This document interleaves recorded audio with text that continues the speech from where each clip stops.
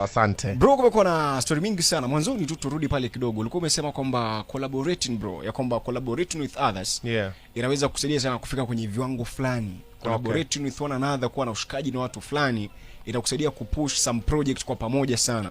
Kumekuwa na shida sana kati yako na Mlamwa. Na amesema kwamba wewe ni mtu fulani ambaye unadandia mashow sana. Yaani ukiona mtu ametrend unadandia. Ukiona mtu amedandia na trendi kidogo unadandia na story kumuhusu. Bwana vipi, let's do this thing, tufanye kitu kwa pamoja. Tatizo lako na Mlamwa bro vipi?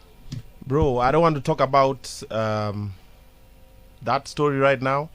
Let's talk about my project. Let's talk about important things. Let's talk about important people. Sitaki kuongelelea watu.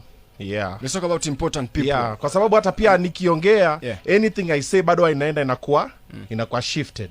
Unaona? For example, hii story hata mimi hata sina noma, hata sijui mentoa wapi. So I don't want to talk about it. And even the guy himself who is offended is a bully. Si nini alitukananga Kamene akasema sijui Kamene amefanya nini? Alafu akisema mtu wake anafanya Papa Shirandula anakasirika. Sio mimi nilisema hata. In fact I was just there and I was being told what people are saying online. It's not like even we sat down and said wacha tuongee kumhusu mtu.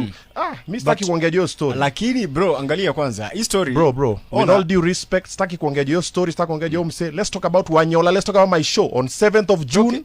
It's happening. Nunua ticket yako tickets. Come and watch stand up comedy. Talking about important people kama ulikuwa umeniambia, like na story ya Mlamwa unasema kwamba tusizungumzie. I don't want to talk.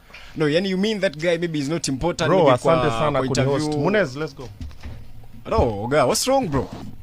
I don't want to talk about that story. Wewe una insist. No, lakini bro. I don't want to talk about it. Ni sawa lakini si bro story na jamaa vipi wa? Rada. What's happening? So like the guy is living the interview that way bro. Si story imekuwa na trend kwenye mitandao. Hata tunashindwa rada ni gani? I know this is wrong by the way. So mbona na move out of an interview sasa? Just because ya kuongelea tu story imekuwa ikiendelea. Nimekuwa